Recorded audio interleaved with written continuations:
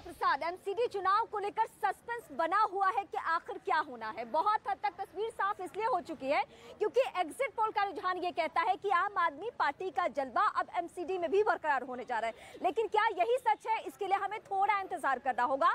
BJP दफ्तर में क्या हलचल है, इसके अलावा और जगहों पे जहां पे काउंटिंग होनी है वहां की तस्वीर क्या है, अलग अलग जगहों पे हमारे सहयोगी लगातार मौजूद हैं और वो आपको ताजा जानकारी, सबसे सटीक जानकारी बताएंगे। और इसके लिए मुझे सबसे पहले बीजेपी दफ्तर का रुख करना होगा जहां अंकिता है, और अंकिता इस वक्त हमें ये बताएंगी उस बीजेपी के बारे में, उस बीजेपी दफ्तर के बारे में जहां से एमसीडी चुनाव की पूरी स्ट्रैटेजी तैयार की गई। लेकिन कहां बीजेपी चुकी ये आज दोपहर तक पता चलेगा, उनकी स्ट्रैटेजी के थ्रू पता चलेगा। तो अंकिता, वहां की तस्वीर दिखाइए आप।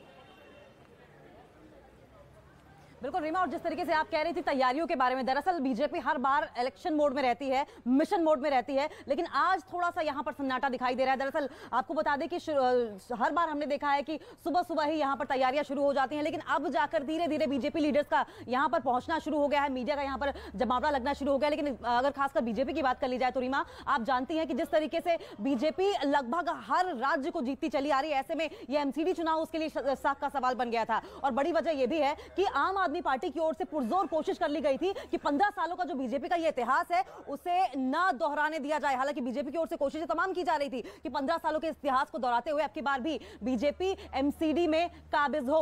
लेकिन अब की बार हालांकि एग्जिट पोल्स के नतीजे ऐसा कहते हुए दिखाई नहीं दे रहे, लेकिन फिर भी बीजेपी के जो प्रदेश अध्यक्ष हैं आदेश गुप्ता, उनकी तरफ से साफ ये कह दिया गया था कि हम इंतजार करेंगे नतीजों का। उनका अभी भी मानना है कि नतीजे पलट सकते हैं। लेकिन और ज्यादा जानकारी के लिए हम रुक कर लेंगे, हमारे साथ सहयोगी प्रियंका भी मौजूद है। प्रियंका, इलेक्शन कमीशन के बाहर आप मौजूद हैं, हर एक अपडेट सबसे पहले वहीं आएगी।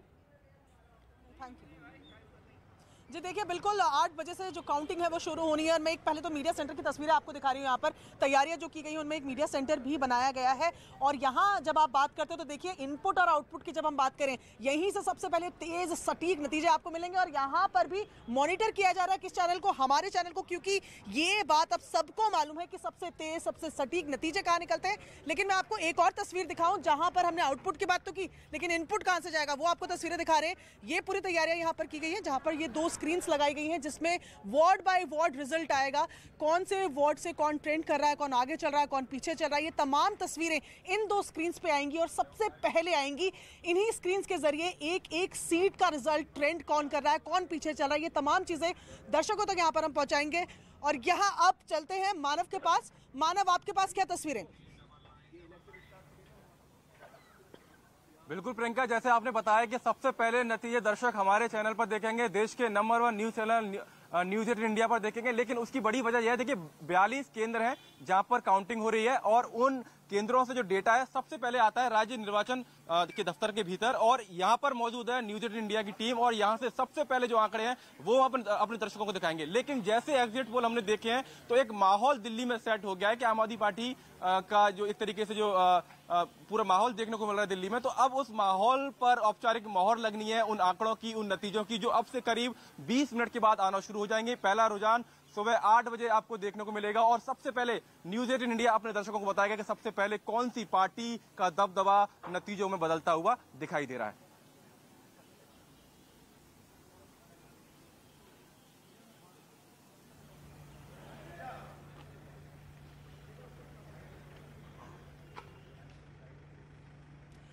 और सीधी तस्वीरें देखिए जिस तरीके से मानव ने आपको दिखाई। अब चलते हैं अपने सहयोगी यतेंद्र के पास जो दिल्ली बीजेपी दफ्तर में मौजूद है। यतेंद्र, वहां क्या तस्वीरें, नेताओं का आना शुरू हुआ?